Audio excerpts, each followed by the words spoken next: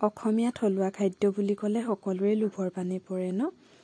আজিনো মই কি ৰান্ধিলো চাওঁ বলকচোন।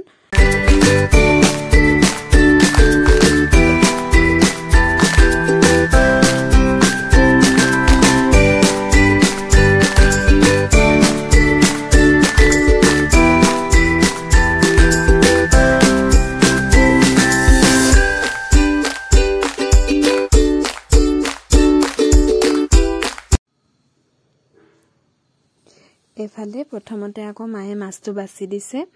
আমাৰ আকৌ মেকুৰীকেইটাও মাছটো বাছি থকাৰ ওচৰতে ৰৈয়ে আছে। মাছখিনি বছাৰ পাছতে মই এফালে জুইকুৰা লগাই লৈ কেৰাহীখন পাতি দিছোঁ। কেৰাহী গৰম কৰি মই তাত মিঠাতেল দিছোঁ মাছখিনি ফ্ৰাই কৰিবৰ কাৰণে। নিমখ হালধি সানি লৈ মই মাছখিনি তেল গৰম হোৱাৰ পাছত দি দিছোঁ এপিচ এপিচকৈ। মাছখিনি ফ্ৰাই হ'বলৈ দি মই আকৌ পালেং শাক ছিঙিবলৈ আহিলোঁ। এফালে পালেংখিনিও মই ধুই লৈ ধুনীয়াকৈ কাটি লৈছোঁ। মাছ ফ্ৰাই হোৱাৰ পাছতে কেৰাহীত মই তেল অকণমান দিছোঁ, 1 চামুচমান হ'ব। তাতে মই পাঁচফোৰণ দি দিছোঁ আৰু দুফুটা নহৰু মই অকণমান থেতেলিয়াই লৈছোঁ। সেই নহৰু দুফুটাও তেলতে দি দিছোঁ, কাৰণ শাকৰ জোলেই হওক বা ভাজিয়েই হওক দুফুটা যদি নহৰু দি দিয়া যায় ইমান ভাল লাগে খাবলৈ। নহৰু দুফুটা দিয়াৰ পাছতে মই বিলাহী দি দিছোঁ কাটি লোৱা।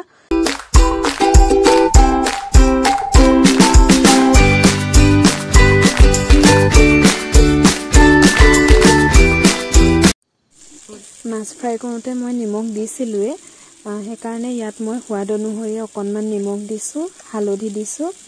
নিমখখিনি দি দিলে বিলাহীখিনিও সোনকালে গলি যায়। আৰু অকণমান মই জিৰা গুড়ি দিছোঁ। তাৰ লগে লগেই মই পালেং শাকখিনি দি দিছোঁ। বিলাহীখিনি অকণমান গলি যোৱাৰ পাছতে পালেং শাকখিনি দিয়াৰ পাছত আৰু মই 2 মিনিটমানহে ভাজিম।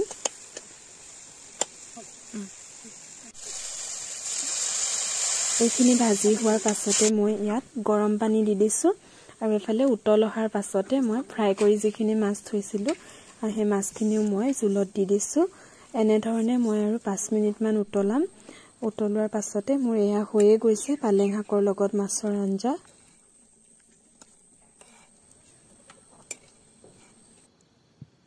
এইখিনি হোৱাৰ পাছতে মই কচু শাক পাতত দিবৰ কাৰণে কলপাতখন অকণমান লেৰেলাই লৈছোঁ।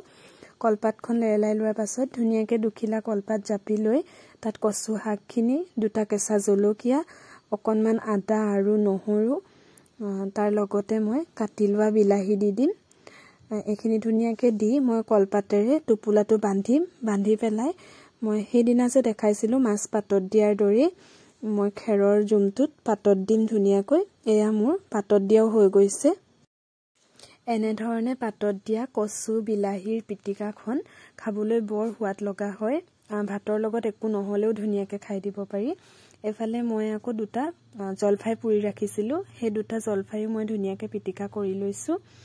এতিয়া আকৌ এনেধৰণৰ চাটনি খাই পাইছেনে পালেং শাকৰ জলফাইৰ লগত? মই জলফাই অকণমান কাটি লৈছোঁ, জলকীয়া 2টা দিছোঁ, তাৰপাছতে আদা অকণমান, নহৰু অকণমান আৰু পালেং শাক অকণমান। এফালে মই মান ধনিয়া অকণমান দি দিছোঁ, নহ'লে যে পালেং শাকৰ যিটো কেঁচা কেঁচা গুণ সেই গুণটো যাতে নাথাকক সেই বুলিয়ে মই মান ধনিয়া অকণমান দিছোঁ। মূলা আৰু বেঙেনাৰ এনেকুৱা ভাজিখন খাই পাইছেনে বাৰু? এই ভাজিখনো খাবলৈ বৰ সোৱাদ লগা হয়। মই মূলা, বেঙেনা আৰু তাতে আলু এটা কাটি দিছোঁ। তেলখিনি গৰম হোৱাৰ লগে লগে মই ইয়াতে পিঁয়াজ অকণমান দিছোঁ আৰু পিঁয়াজখিনি অকণমান ভাজি লোৱাৰ পাছতে মই যিখিনি কাটি ৰাখিছিলোঁ চব্জি সকলোখিনি দি দিছোঁ। এইখিনি অকণমান সময় মই ভাজি ল'ম। ভাজি লোৱাৰ পাছতে যিটো মই মাছৰ মাথা অকণমান গৰম কৰি ৰাখিছিলোঁ সেই মাছৰ মাথাটো আৰু অকণমান পেটু দি দিছোঁ ইয়াৰ লগত। সেই মাছৰ মাথাটো আৰু পেটুকণে যে এই ভাজিখনৰ সোৱাদটো বৰ ধুনীয়া কৰি পেলাই।